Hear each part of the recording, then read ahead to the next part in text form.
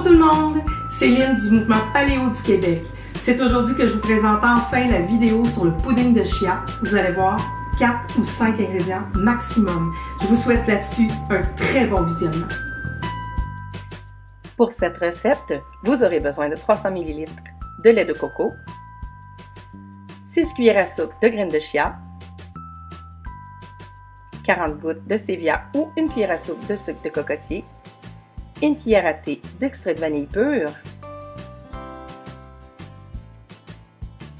et un quart de tasse de fruits congelés bio au choix.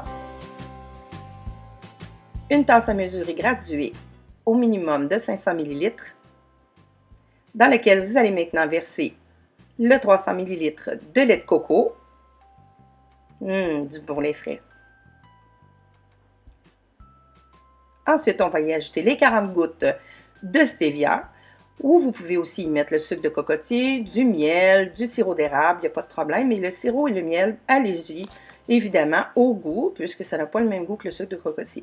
Maintenant, on y met l'extrait de vanille, on peut y aller avec un capuchon ou carrément une cuillère à thé, ce qui est l'équivalent du bouchon. Il est maintenant temps d'ajouter les 6 cuillères à soupe de chia. Pour cette vidéo, j'ai utilisé une mesure de 1/8 de tasse x 3. Et on va maintenant les mélanger avec le fouet. Voilà. C'est très important de bien le mélanger puisque la graine de chia a tendance à rester en haut, directement sur le lait. Donc, on va faire un brassage là, de haut en bas. Puis ensuite, on va le couvrir d'un film plastique et on va le laisser sur le comptoir pour une période de repos de 10 minutes. Et voilà, on le voit bien sur le compteur. Maintenant que la période de repos est terminée, vous allez voir, ça fait comme une gélatine. Donc, on va brasser tout doucement au début. Puis ensuite, on va pouvoir accélérer au fur et à mesure que l'espèce de petite gélatine s'est bien défait. Puis quand c'est bien homogène, ensuite, eh bien, on va avoir la chance de pouvoir acheter nos beaux fruits congelés qu'on a mis de côté, qui ont eu le temps de dégeler avec le petit bouillon. Regardez ça, j'ai choisi des belles cerises pour cette recette qui est vraiment excellente, pleine de nutriments et de bons minéraux grâce à nos fruits et au chia, bien évidemment. Et voilà, on ajoute tout le jus, ce qui va aussi donner encore un petit peu plus de goût sucré, évidemment. On aurait pu mettre des fraises, des framboises, des bleuets. Là, on va brasser avec la cuillère parce que sinon, avec le fouet, on va rester avec des fruits pris dans le fouet. Donc, avec une cuillère, c'est beaucoup plus simple. Un coup que c'est bien mélangé, ensuite,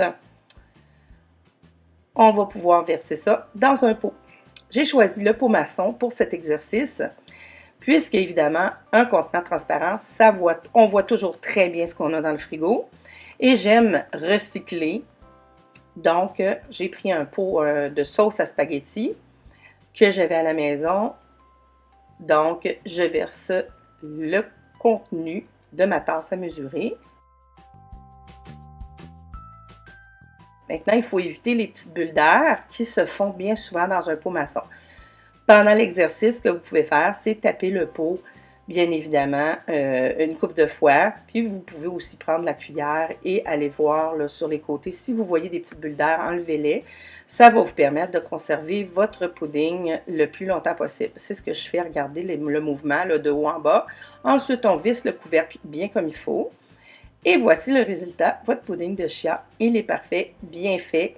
Et il se conserve plus de 3-4 jours. Maintenant, quand vous le mettez dans votre bol, vous pouvez y ajouter de la noix de coco râpée, de la noix de coco en morceaux ou encore des noix. Vous pouvez y ajouter des fruits séchés, des fruits frais tels que les pommes, les raisins, un côté exotique, des ananas ou des mangues. Bonne paléopétie!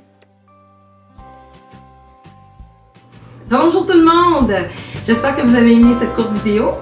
Si vous avez aimé ça, ben likez tout simplement ou marquez des commentaires, c'est encore plus apprécié. J'aimerais ça faire une petite parenthèse avant qu'on termine. J'ai montré quelques produits lors de la vidéo, donc je vous ai montré cet extrait de vanille.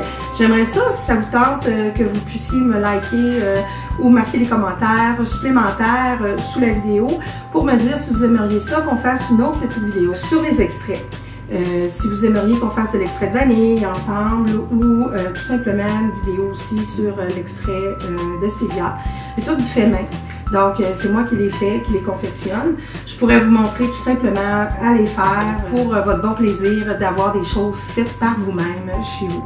Donc, c'est la conclusion. Je vous remercie et je vous souhaite une bonne journée. Merci à tous.